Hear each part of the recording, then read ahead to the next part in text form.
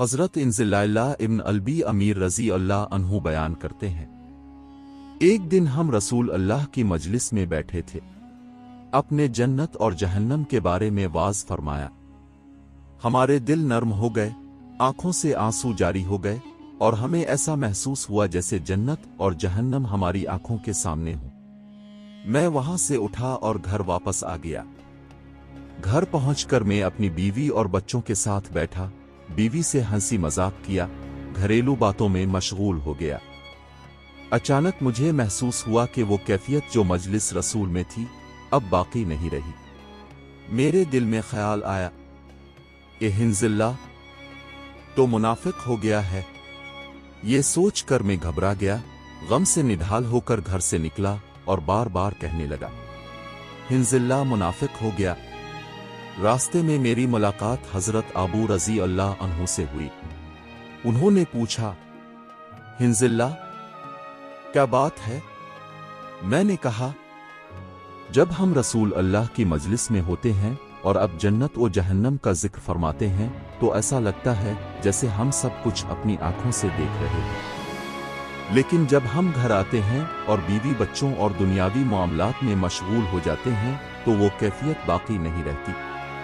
حضرت ابو بکر رضی اللہ عنہ نے فرمایا، اللہ کی قسم ہماری حالت بھی ایسی ہی ہے۔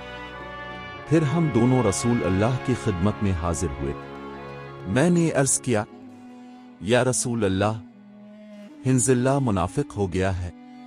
آپ نے فرمایا، معاملہ کیا ہے؟ میں نے ساری بات بیان کر دی۔ اس پر رسول اللہ نے ارشاد فرمایا، اس ذات کی قسم جس کے ہاتھ میں میری جان ہے، اگر تم ہر وقت اسی حالت میں رہو جس حالت میں میرے پاس ہوتے ہو تو فرشتے تمہارے بستروں میں اور تمہارے راستوں میں تم سے مصافحہ کرے۔ لیکن اے حنظلہ، کبھی ایسا وقت ہوتا ہے اور کبھی ویسا وقت ہوتا ہے۔ اس حدیث سے معلوم ہوا کہ انسان ہر وقت ایک ہی روحانی کیفیت میں نہیں رہ سکتا۔ کامل یکسوئی اور ہر لمحہ آخرت کی فکر فرشتوں کا مقام ہے۔